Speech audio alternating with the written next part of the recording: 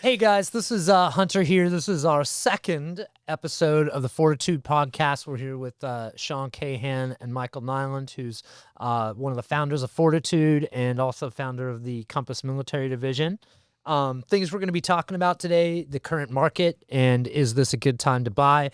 We're going to tell you why it probably is and things that can kind of help you with that. We're going to also go through, multi-unit loans. Can VA loans be used to purchase multi-unit properties? Short answer is yes. We're going to talk about also what it's like to have multiple outstanding VA loans at once and what things to consider there. And then also joint loans. So that's a loan between a veteran and a non-veteran or non-spouse. And then also we're going to close and kind of telling you about how the partnership between Fortitude and the Compass Military Division can help facilitate these options. So, first off, is it a good time to buy? There's obviously a lot of uncertainty in the market right now, based upon, the media. Things can kind of change in a big way from one moment to the next. I would argue that actually makes it a very good time to negotiate a price on a home because uncertainty is really high. So, when the market's at its lowest or at its highest, people generally don't want to sell because they know the house they're going to buy is going to be real expensive or they're going to get the worst dollar for their home. Right now, that's not really a problem because nobody knows what the hell's happening. I don't know. What do you think about like the current market, Sean? And like, I don't know. What do you think it's now a good time to buy, or what would you say? Well, I think every single time is a good time to buy whenever the borrower is ready. I think that people buy at the wrong time. If you're not ready and you're doing it for two outside factors, where the property values, you think that they're the highest or the lowest, and the interest rate, and you think you can control it, then you shouldn't be buying in the first place, So I think that and I like to use this word, the propaganda. There's a lot of different stories about what's happening in the market, like tariffs are good, tariffs are bad, interest rates are going to go down, interest rates are going to stay high. So, one of the things that I always want to look at is, CPI is the lowest since 2021. Core CPI is the lowest since 2021. And the Fed is holding off a little bit, saying,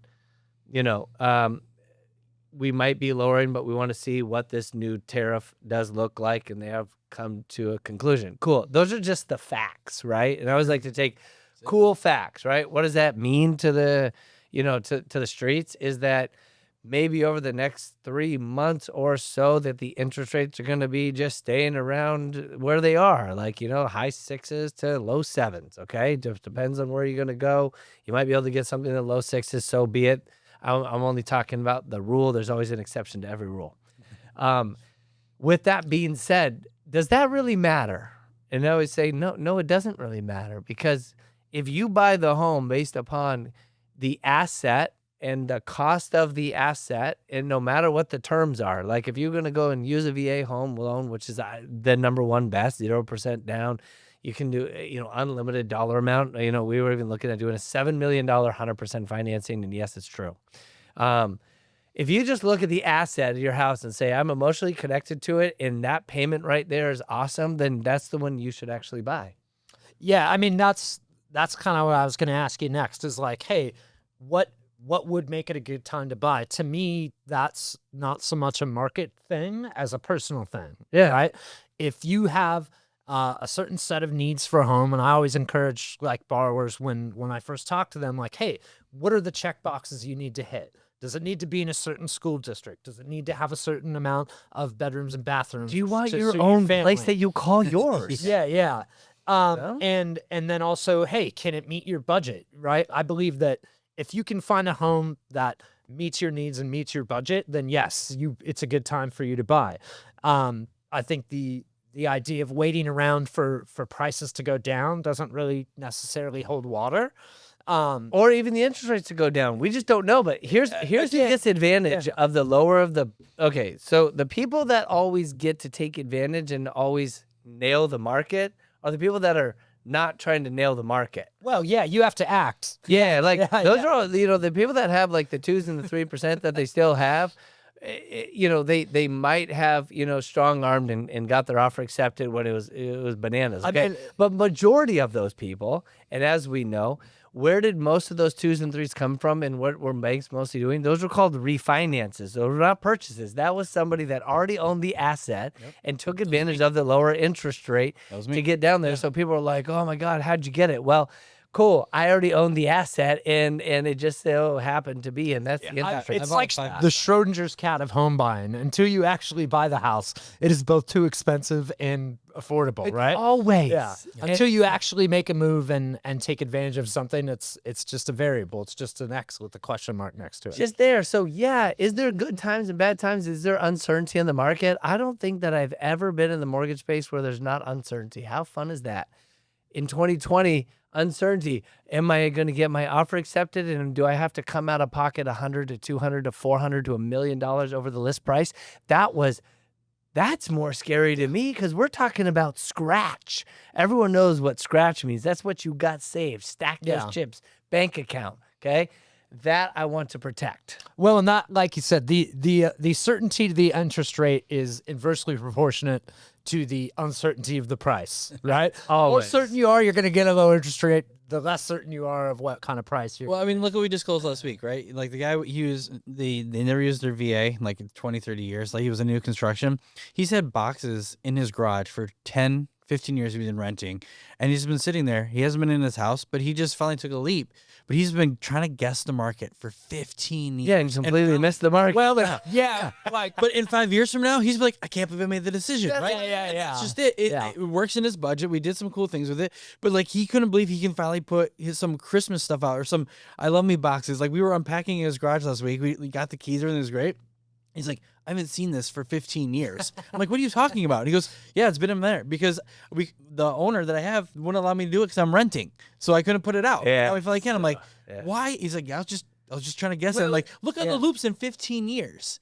And he's been in San Diego the whole time. So I told him, all right, 5 years, we're going to have this funny conversation. We're like, man, you got lucky 5 years ago. Well, it's poignant when you do that, you tend to squander the most valuable and only completely irreplaceable resource, which is your time. Yeah. Right? You're essentially gambling with that. Yeah. For sure you don't know how much you have left. So, generally making a move is going to work out better, I think, than not making one. Well, here's an example of me personally, okay? So my wife and I purchased our house, got an escrow in 2020, and we did some creative ways, but we didn't have to close until April of 2021. But we went hard on a really large deposit in 2020 to hold it. This house was sitting on the market for 300 days, okay? Wow. In 2020, which is bonkers. Yeah. And everyone's like, oh, God, not good, okay? Obviously. We got in there. We threw out a price. They accepted it.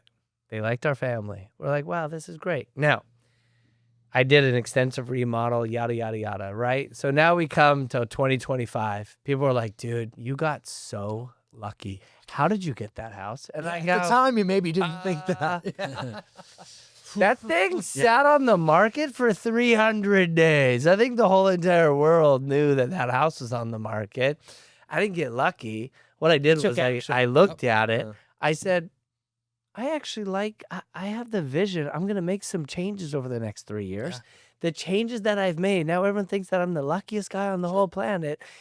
But this shit sat on the market. And it was like, there was no luck. Yeah. Yeah. And so all the luck that everyone talks about, it's just somebody that gets up and bats, right? I always bring it to baseball. The person, they're not lucky that they hit a fucking grand slam home run. Yeah. Those guys have just at bats way more than anybody else. And I just started watching baseball, so now I'm an expert, okay? And I've gone to 3 games. Anyway,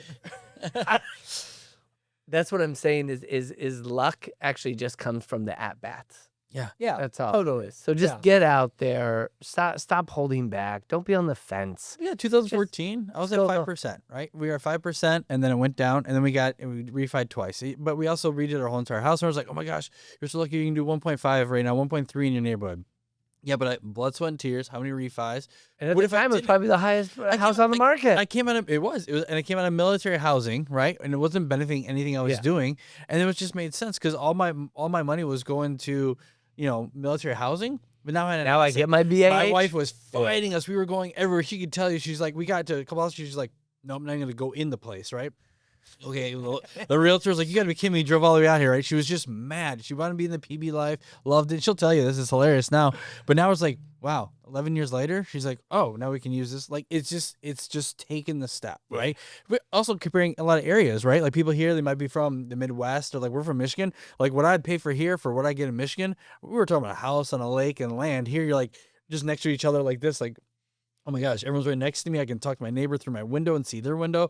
And it was at $500,000. Like that was just mind boggling. But now it's like, hey, we got a 500,000. Now look at what it is, right? Yeah, exactly. Now you're like, dude, I'm King Kong. Check it out, right? Yeah, exactly. Yeah, now I can use that and I can go buy the twice the size mansion in North Carolina, Michigan, Florida, wherever I want to go, right? So it's just, it's funny, but it's out there, right? But yeah, like Randy, 20-year vet, just finally got in. It was pretty awesome. Yeah, that's actually Yeah. And so like to that end, a couple things, there are some mechanical material things you can do to help make that decision a little bit easier, right? So if you do find a house that you really like now, there are a few things that may make it a lot easier to attain that. The first of those are temporary buy downs, right? So this is paying for a temporarily reduced interest rate that results in a temporarily reduced payment. This is significant in a couple ways, right? Versus a permanent buy down, which is paying to have a lower rate forever. The cost versus the monthly payment savings is a much better trade-off, right? So when you have a temporary buy down, you're actually just paying for the payment difference. Let's say your actual rate you're getting is a 6.25. With a temporary buy down, that's they call, say, a 2-1 buy down. That means that the first year your payment is based on a rate that is 2% lower. So that would be 4.25. Which nobody could get right now. The second year, you're at a 5.25, and the third year, you're back up to that start rate. What's really cool is this allows you to have more price elasticity. So if you can make that jump in your neighborhood where another 50,000 is going to get you into the house of your dreams, or something that checks all those boxes versus something that doesn't, this can make it affordable, much more affordable for the first year and significantly more affordable for the second. And within that time, you have a good chance of being able to refinance, especially when you take into account the VA Streamline, which allows you to refinance irrespective of your income, irrespective of your home's value. You're able to kind of connect the dots, and you're able to get from, where you are now to where you want to be. Right. So the temporary buy downs, if you guys are talking to your agents, make sure you ask them about that. Make sure your agent is working with a loan officer that understands that. Again, if you're with a Compass Military Division agent, they're definitely going to know about that, and they're going to work with me to get that in place for you. That's going to really help your affordability. Yeah. We got the 2-1 buy down, just so layman terms, it's 2.35% of your loan amount. Okay. So 2.35%. So people were like, well, what does it cost? How do I get it? It sounds too good to be true. It's not. Okay. 2.35%. Rule of thumb. So that means if you're paying $100,000 for a house to have a 2-1 buy down, you're now paying $102,350. Yeah, essentially. Exactly. Yeah. So you can increase the price and ask the seller to pay it back because, we want it to come from the seller. There are buyers. The idea is not to have you pay this out of pocket. We want to finance it so that you keep your money and you get that payment saved. 100%. So you can go in there in 2.35, or hey, if the house has been sitting on the market, like, my house is on there for 300 in the craziest time on the entire planet. Hey, maybe the seller's willing to, to sell the house a little bit quicker to a lovely family that they're looking forward to. Everyone, actually, that's surrounded by us loves actually working with the military because you guys do so much for the actual world. So, a little bit of giving back at 2.35%, kind of goes a long way. So that's a really good one in case agents don't know, just 2.35%. So here, in what Hunter was saying, 2.35%. So think about this, if you're at a 6.25 and you get down to 4.25, that's a lot better savings. At 2.35% of an actual buy down can bring you from a 6.375 down to maybe a 5.75 or a 5.625 on a long-term base. So you're adjusting your payment over a short period of time. Much more efficient way to spend those dollars than a 5/8 in a rate decrease, especially when the Fed is talking about it. And we don't know when it's going to come. Yeah. Now, on a perspective basis or a speculative basis, we can say there's a really good chance that we'll probably be in the high 4s to the mid 5s in the next 12 to 18 months. I don't know. I don't have a crystal ball because if I did, I wouldn't be sitting here because I'd be a billionaire. Okay. Yeah. So, but I'm still sitting here and I still love it. But Yeah. that is a good rule of thumb that is what their target is, right? 4, high 4s, mid to level 5s. So a 2-1 buy down really does work really, really well for those individuals. Well, the time right now is perfect, right? You do the 12 months for Payment that. of tomorrow for the house of today. Yeah.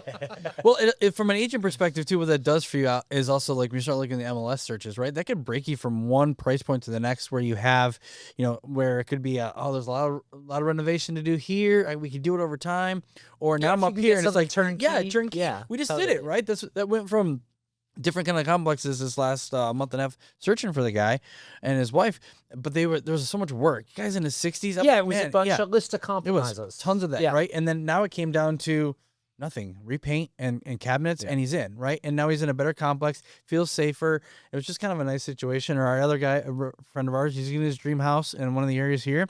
He's able to bring it down, and then now he can kind of look to the future in the hopes, exactly what you said, the perspective is getting there. But that timing just makes sense. You're talking 24 months. Well, that's exactly what this program can kind of do and give that little cushion. So Yeah. And that is, again, whether or not it's the right time to buy. The good thing about buying in a higher interest rate market versus recent history is that the probability is that in the future rates will be lower. Sure. Right? So you know that, the price of the house that What you goes paid- up must come down.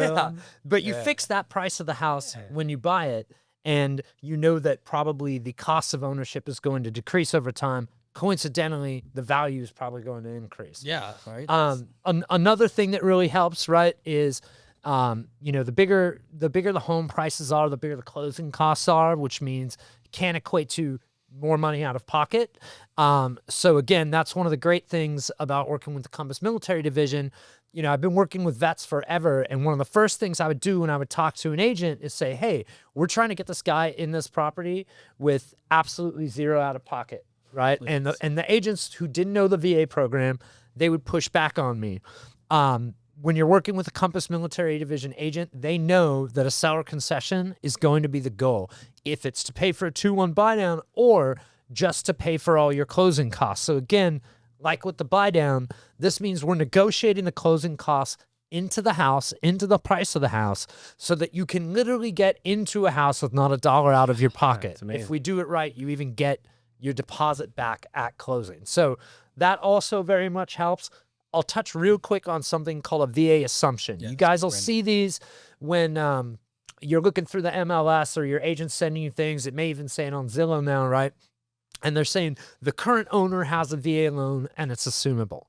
Seen this a lot. Yeah, big this red. is Listen coming up, around. please. So a VA assumption means if a house has a VA loan on it, whether or not you're a veteran, you can actually assume that loan, which means you take over that loan at its current balance, at its current payments, at its current interest rate. Okay. And Now- amortization schedule. Exactly. So if that loan is 27 years in, that means you're buying a house with only 27 years left on it, right? So you're kind of fast forwarding through time in a good way. No, not the kind that just makes you look older when you look in the mirror. But a couple Hot important tub time machine. yeah, a couple important key points about this, right? I think it's important to know when you assume a VA loan, you are assuming that exact loan. So that means the difference between the purchase price and that loan will need to come out of your pocket. Functionally, you cannot get secondary financing on these. So how to know whether or not this is a good fit is when you look at the amount of that loan and the amount of the purchase price, you need to make sure you've got that money to bridge the gap for a down payment. If you do, that can be a great way to go that, again, is going to let you get in that house at a much cheaper payment than you normally would. So on the other side of that, though, can you talk about like if I'm selling and someone wants to assume it, like the vet versus non-vet? I think that's kind of crucial because All right, let's so talk about this that is for a minute. important. If you're a veteran in a VA loan and you're considering selling your house, right? If you have a non-veteran assume that loan, your entitlement will not be restored. Yeah, that's huge. That means that you may need a down payment when you go to buy your next home. So again, it's important that you talk to me or your Compass Military Division agent. They get with me so that we can calculate whether or not that's going to be a factor. If it's not and you have enough remaining entitlement, hey, you can sell that VA assumable loan to anyone. Otherwise, you're those probably entitlements gonna, that will never be released, okay, until like the loan is paid until the off. So- loan's paid off. So just remember that too. So it's not Yeah. like a short term thing, and sometimes like I'm not trying to discourage anyone from it, but I don't think that It's something you not want to find out later. yeah, Yeah. And the person that you're selling the home to, they don't understand that. Like your entitlements is kind of like It's important. Yeah. it's pretty You fucking earned it. cool to You earned have. it. Like You got to use it, right? You might say you're entitled to it. yeah, like, that's yours, right? So just I'm not trying to talk you out of it by any means. Nope. What I'm trying to do is just bring some information And- to it and just say that like you don't get it released and you can't force that person to ever refinance and you can't have a side contract that says you have to refinance in 3 to 5 years or any of that. Like they now get to live in that home and you do Well, and the more attractive the rate is, the bigger the chance it's going to be a while until they like pay that off. 2.5 or 2 1/4 and somebody Yeah. has the scratch. I'm going to be totally honest. Like there's a real good chance that they're probably going to live that thing out. Yeah. Yeah. Yeah. But it might make sense, right? And that's just the thing. Like talk it through, and that's the thing here. Like Just that's know all the aspects there's to that's it. in some of these other programs that are out there, that a lot of vets go to. They're not going to walk that through. They're not going to walk that. That's why like we've partnered with you guys on this because it just makes sense to have that conversation. It And it's highlights the honesty. importance of It's trust cooperation. and honesty, integrity that it just kind of looks. And I know both of you will sit there and go, "Hey, this makes sense," or you know what, probably it's not gonna make sense, or hey, this is your factors of risk you're assuming, or you're not gonna lose in a time. They might be okay with that. Might be a I've family seen that member. over the past Yeah. 10 years. If Yeah. you've been PCSing every Yeah. 2 to 3 years, that every single time you sell and buy another home, that probably won't be a good idea for you Sure. because you might lose out on your entitlements here. It might be different. Or if somebody's like higher and there's, an Sure. 03 or somebody and they're just made it to San Diego and they get to stay here for 20 years. Yeah. Well, in this case, Who look at cares? the guy that just did it, right? Like he's in his 60s. Let's just walk this through. He stays in the house the whole time. He's kind of done. Maybe it's to his kids on our vet. Maybe it just makes sense for them to here you go, and they can assume it because maybe depending on the market, It doesn't really matter. then it doesn't matter. So Yeah. that's just, but have that conversation. I always talk, start peeling those onions back and have that conversation. You guys always look at a full portfolio, full situation. It's not a numbers game with you guys. And that's what I love about it. And it's not like we're just next loan. It's like, no, making sure that person's taken care of because then you get that backside of just knowing you did the right thing as a human factor. You maintain the trust and integrity with that person. And that's the beauty thing about the military is once we have the trust, I don't look anywhere else. And that's kind of what I kind of like with that. But by you even giving them that, and it may or may not work, that's all right, he's looking out for me. And that's the key here, Yeah, right? Because we're looking out for you and having those questions. So ask about the 2-for-1 buy down, ask about the VA assumption, ask about those seller concessions. That is just it's invaluable. It really Great is. information to have. I didn't have it. Yeah, I and didn't it have only flows when you've got people that both understand the program and have their interests aligned and looking out for yours. So again, to that point, this remaining entitlement, that's how it works if you guys are going to leave an existing VA loan in place. So if you guys are getting PCS, you've got a great property that performs as a rental and you want to get another VA loan and leave that in place, you can absolutely do that. Again, same thing. You're going to want to call us so we can pull your COE and calculate your entitlement. And just know that is something you can do. So, again, we've got to bounce here because Sean actually has an appointment to go try out for the Lakers in the next room. But again, make sure if you're a vet and you're looking for a home, you want to find a Compass Military Division agent so that they can partner with Nationwide. officer. They are nationwide. You're nationwide. We're both nationwide. We're even Puerto Rico now, Yeah. right? We just got Puerto Rico, man. That's pretty. Let's go. It's pretty Puerto and pretty Rico. Surf? Yeah. So anyway, guys, we'll see you again next month. Thank you so much for tuning in.